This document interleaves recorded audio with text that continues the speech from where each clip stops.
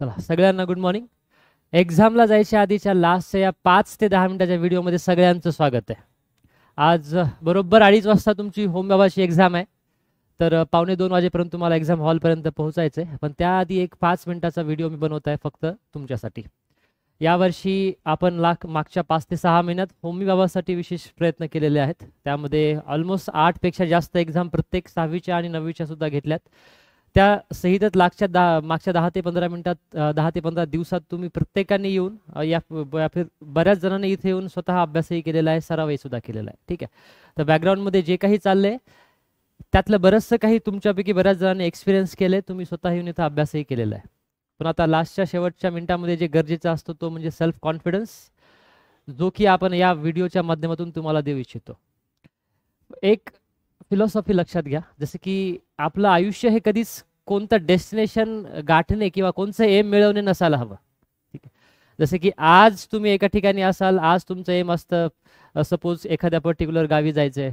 जसं तुम्ही त्या गावी जाल, फॉर एक्झाम्पल आज मी परभणीमध्ये आहे, माझं उद्याचं एम आहे मी संभाजीनगरला जाणार आहे. ठीक आहे. संभाजीनगरला जाण्यासाठी मला 4 तास लागतील. जसं मी तिथं पोहोचल तसंच माझं पुढचं एम बदलणार आहे.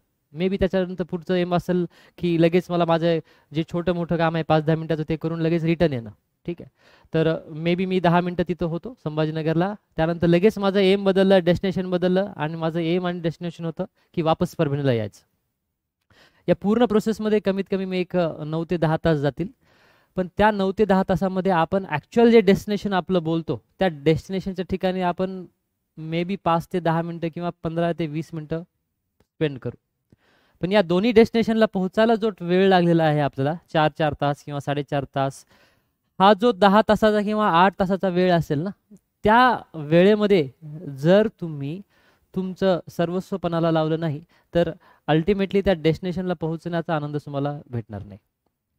या डेस्टिनेशनच्या किंवा या जर्नीमध्ये लागणारे तुमचे बरेचसे झाडी, नदी, शेत, माणसे, ठीक आहे, जनावरे असतील किंवा डोंगर असतील, या प्रत्येक गोष्टी तुम्हाला काही ना काहीतरी शिकवत जाणार आहेत. आणि जेव्हा तुम्ही डेस्टिनेशनला पोहोचाल, त्या डेस्टिनेशनला पोहोचल्याच्या नंतर असं नाही होत की that is your last destination, ते हेच माझं सगळ्यात शेवटचं डेस्टिनेशन आहे, आता मला पुढचं काही एम नाही, असं नाही होत. जसंही तुम्ही त्या डेस्टिनेशनला पोहोचाल तुमचं नेक्स्ट डेस्टिनेशन लगेच येतं. आज तुमच्या आयुष्यात मे बी एक डेस्टिनेशन असेल, एम असेल की मी होमी बाबाच्या सेकंड लेवलला जाईल. पण जसंही तुम्ही सेकंड लेवलला जाल किंवा नाही जाल, तुमचं एम हे कंटिन्युअस राहणार आहे. जे मुलं सेकंड लेवलला जातील त्यांच्यासाठी मे बी प्रॅक्टिकल क्वालिफाय करणे असेल, त्यांच्यासाठी मे बी नंतर इंटरव्ह्यू क्वालिफाय करणं असेल. ही एक्झामच आपली लास्ट एक्झाम आहे का? नाही. ही एक्झाम झाल्याच्या नंतर मे बी ऑलिम्पियाड एक्झाम असेल, ऑलिम्पियाड झाल्याच्या नंतर मे बी सेकंड टर्म असेल, अजूनही बाकीच्या कॉम्पिटेटिव्ह एक्झाम असतील. तुम्ही 6थला असाल किंवा 9थला असाल, तुमचं अल्टिमेट एम एक वेळ असे असणार की तुम्हाला IIT एक्झाम द्यायची आहे, IIT साठीची किंवा नीटची एक्झाम द्यायची आहे. ती एक्झाम दिल्याच्या नंतर तुम्हाला कॉलेजमध्ये एम असेल तुमचं की तुम्हाला पॅकेज चांगलं भेटायचं आहे, तुम्हाला चांगल्या ठिकाणी जॉब करायचा आहे.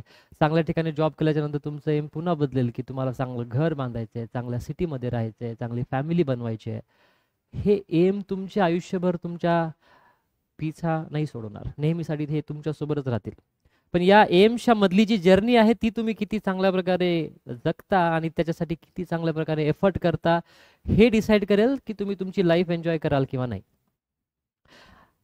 होमी बाबा ही एक्झाम एक आहे, अशा कित्येक एक्झाम येतील. पण ह्या एक्झामच्या मधला जो मेन पार्ट आहे तो म्हणजे तुमचं प्रिपरेशन. एक्झाम येतील, एक्झाम जातील, त्यात तुम्ही क्वालिफाय व्हाल, कधी नाही व्हाल.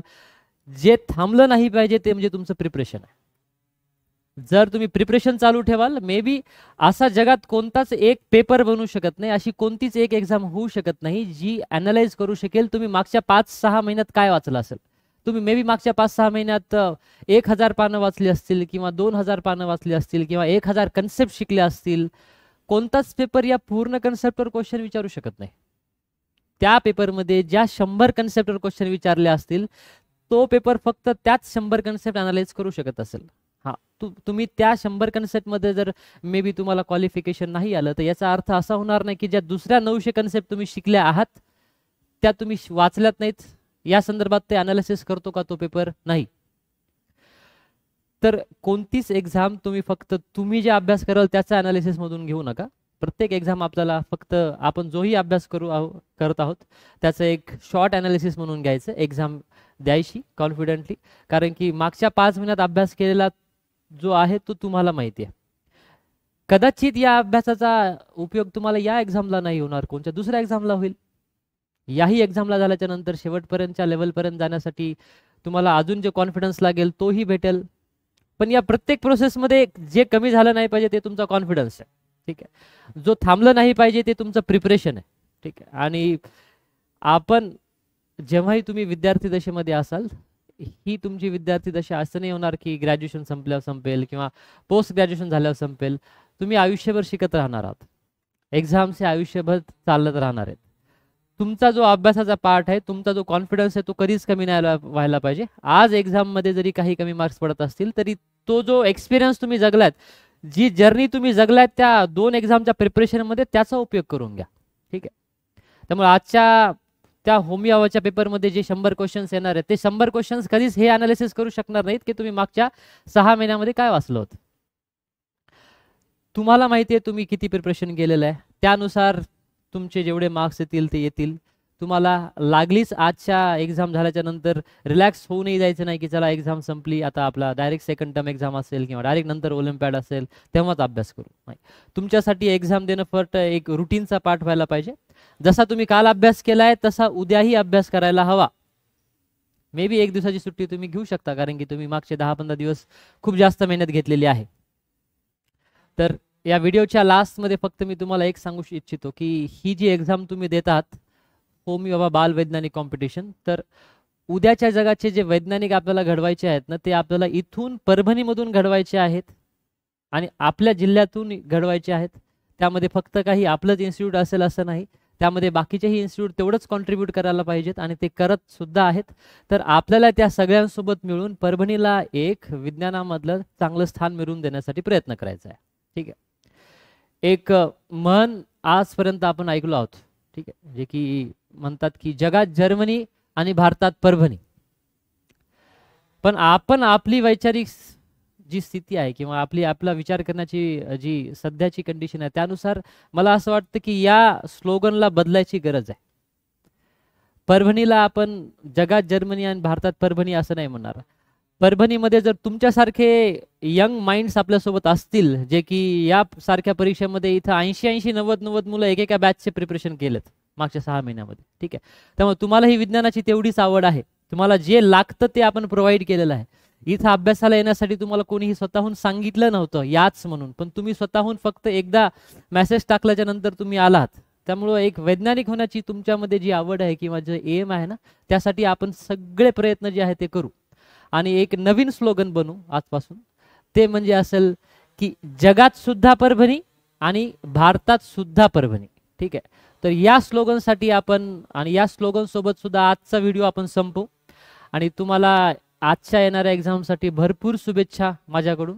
जे काही प्रॉब्लेम्स तुम्हाला येतील किंवा न येतील एक्झामला, त्यांना चांगल्या प्रकारे फेस करा. मन शांत ठेवून प्रत्येक क्वेश्चन वाचा, तर तुमच्या सबकॉन्शियस माइंडमध्ये त्याचं उत्तर नक्कीच येईल. जरी 2 ऑप्शनमध्ये कन्फ्युजन असेल तर सगळ्यात ॲट दी लास्ट तुम्हाला जे बेस्ट ऑप्शन असेल ते सिलेक्ट करा आणि तुमचा अभ्यास जेवढा झालेला आहे त्यानुसार तुम्ही त्या दोन्हीमधलं करेक्ट ऑप्शनच सिलेक्ट कराल. आणि ऑलमोस्ट तुमच्या प्रिपरेशननी मला एक तर माहिती आहे की तुम्हाला मेजॉरिटी क्वेश्चन बद्दल तर काही कन्फ्युजन राहतील असे आन्सर्स असणार नाहीत. तर भेटूया पुढच्या व्हिडिओमध्ये नेक्स्ट एक्झामसाठी. Bye bye. हो गया.